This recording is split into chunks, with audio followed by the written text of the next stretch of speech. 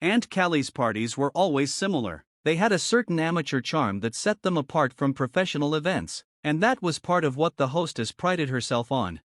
Dr. Claude struggled to control his irritability and what seemed to be his excessive energy, but he was always pleasant to his guests, though they knew his outbursts were the result of the effort he put into keeping them at bay.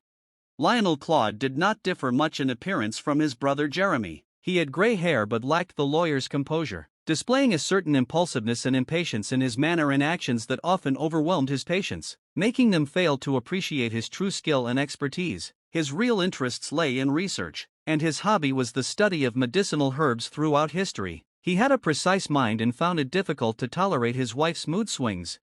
Although Lynn and Rowley always referred to Jeremy Claude's wife by her first name, Frances, Lionel Claude's wife remained Aunt Callie to them, and the two were fond of her, even though they found her somewhat ridiculous. The party, ostensibly prepared to celebrate Lynn's return home, was merely a family affair. Aunt Callie welcomed her niece with warmth, saying, "You look very beautiful and tanned, dear. I suppose Egypt is to thank. Did you read that book I sent you about the pyramid prophecies? It's very intriguing. Don't you think it explains everything?"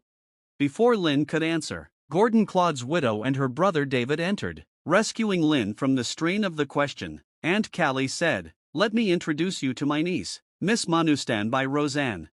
Lynn looked at Gordon Claude's widow with curiosity veiled by politeness. Yes, she was truly beautiful, this girl who had married Gordon Claude for his money. It was true what Rowley had said, that there was a touch of innocence in her. She had black hair falling in loose waves, Ireland blue eyes with natural kohl, and slightly pouting lips. The rest of her was very much a young woman with jewels and a fur coat, a perfectly beautiful sight, but she did not really know how to wear expensive clothes as Lynn Martemont would have worn them if given half the chance.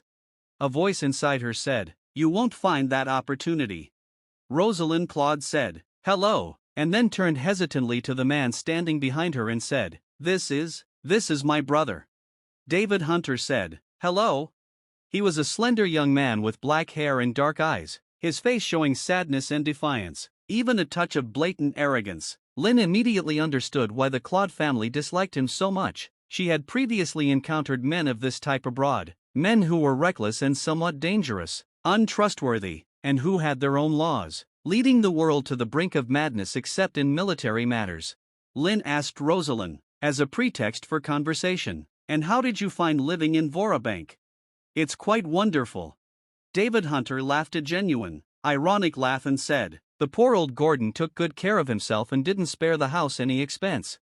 That was entirely true. When Gordon decided to settle in Vorabank, or rather spend a part of his busy life there, he chose to build a new house. He was too individualistic to care about living in a house filled with the history of other people. He employed a modern architect and gave free rein to the design. Half of the inhabitants of Vorabank before the new house, named Vorabak, considered it a terrible residence, disliking its white, square shape, built-in furniture, sliding doors, and glass chairs. The only part they really liked was the bathrooms. There was an awe in Rosalind's words, "I think it's a wonderful house," and David's laugh made her cheeks flush. David addressed Lynn, "So you're back from the Navy, right?" "Yes." She looked at him as if assessing him. David Hunter was a young man who seemed both foreign and defiant.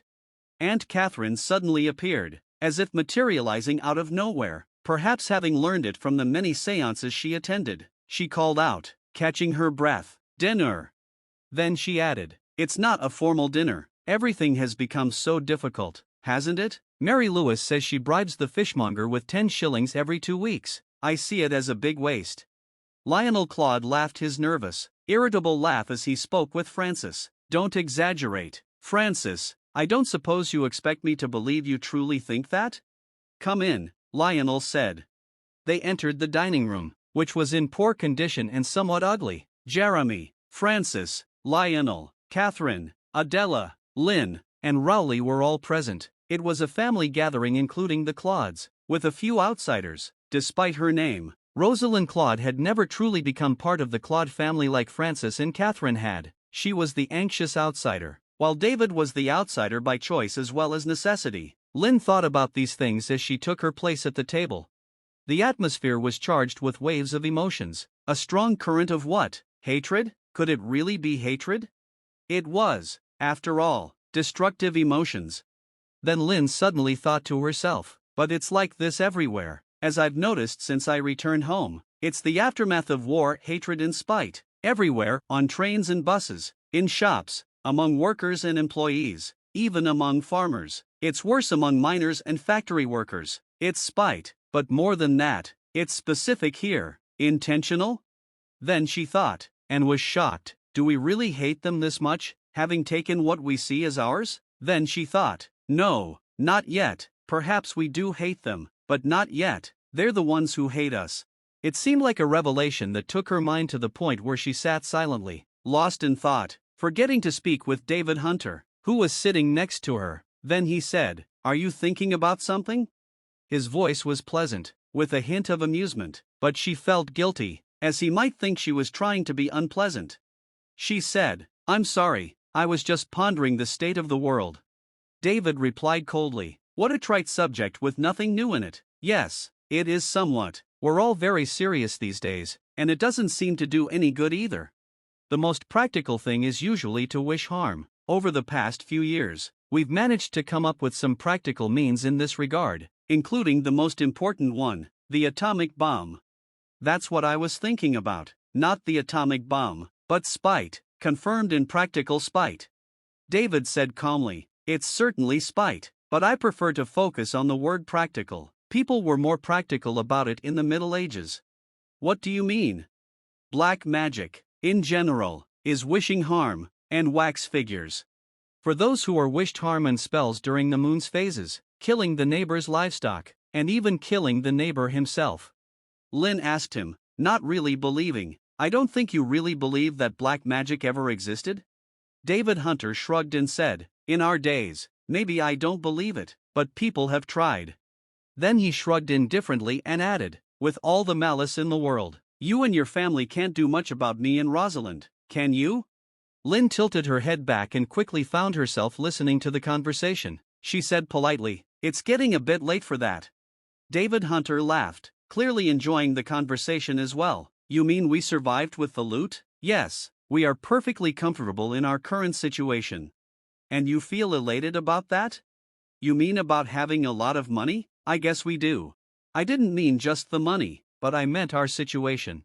"You mean that we have you all under our thumb?" "Well, maybe. It was your job to be completely satisfied with the old lady's money if it were up to you, as you seem to look at that money as if it were already in your pockets.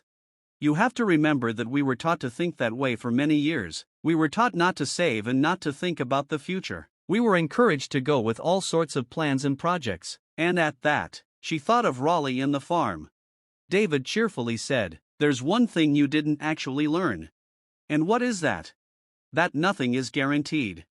Aunt Catherine leaned forward at the head of the table and said, "Lynn, one of Mrs. Lester's intermediaries was a priest in the 4th Egyptian dynasty, and he told us some wonderful things that you and I should discuss at length. I feel that Egypt has had a physical impact on you, whether you realize it or not."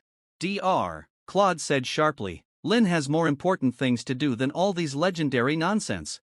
His wife replied, "You're being very harsh, Lionel." Lynn smiled at her aunt and then sat silently, her mind still on the last words David had said, "Nothing is guaranteed." People live in such a world where everything is dangerous for them, and David Hunter was one of those types. It wasn't the world Lynn had grown up in, but it was still a world with its temptations for her. David said in the same low, cheerful voice, "Is our relationship still good for chatting?" "Yes." "Well, are you still holding it against me and Rosalind that we came into wealth?" Lynn replied with a hint of teasing, "Yes." "Great, and what will you do about it?" "I'll buy some wax and practice black magic."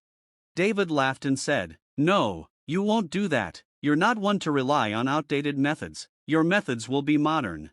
And they might be very effective, but you won't win. What makes you think a battle will occur? Haven't you accepted it? You all behave so beautifully, it's amusing." Lynn asked quietly, "Why do you hate us?" Something flashed in his dark, inscrutable eyes, and he said, "Maybe I can't make you understand." "I think you can." David paused for a moment, then asked casually, "Why are you marrying Raleigh Claude? He's an idiot."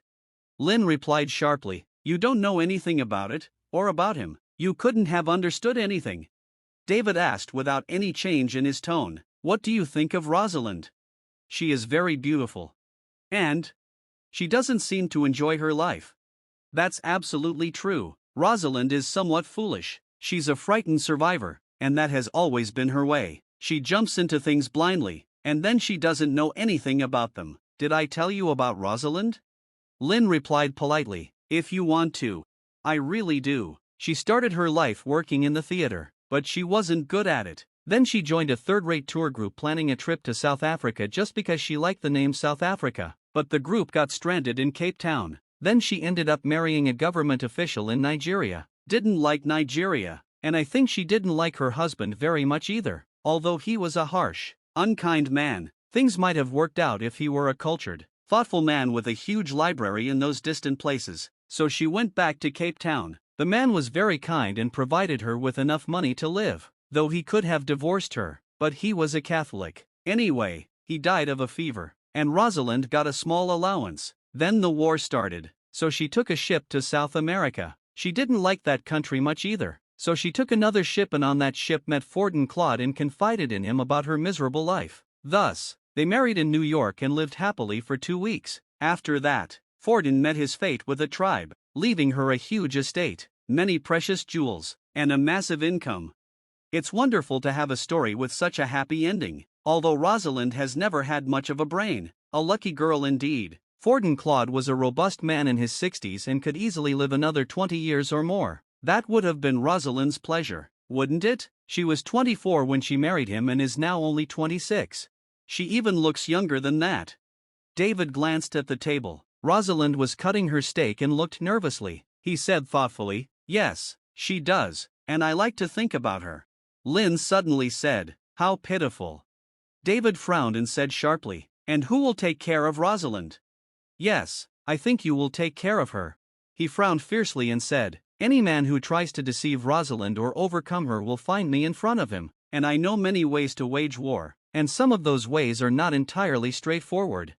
Lynn asked coldly, am I hearing your life story now? David smiled and said, it's a very short story. When the war broke out, I saw no reason to fight for England. I'm Irish, but like all Irish, I love to fight, and the Maverick's weapons were irresistible to me. I enjoyed them a bit, but unfortunately, I had to leave them due to a severe leg injury. After that, I went to Canada and made training my profession, but I was unemployed when I received word about Rosalind from New York, saying she was married and not explicitly mentioning any loot or benefits, but I was very sharp in reading between the lines. I traveled there, connected myself with the happy couple, and returned with them to London. And now, he smiled at her impudently and added, the steam has gone from the sea, this is you, and the hunter has come back from the hill.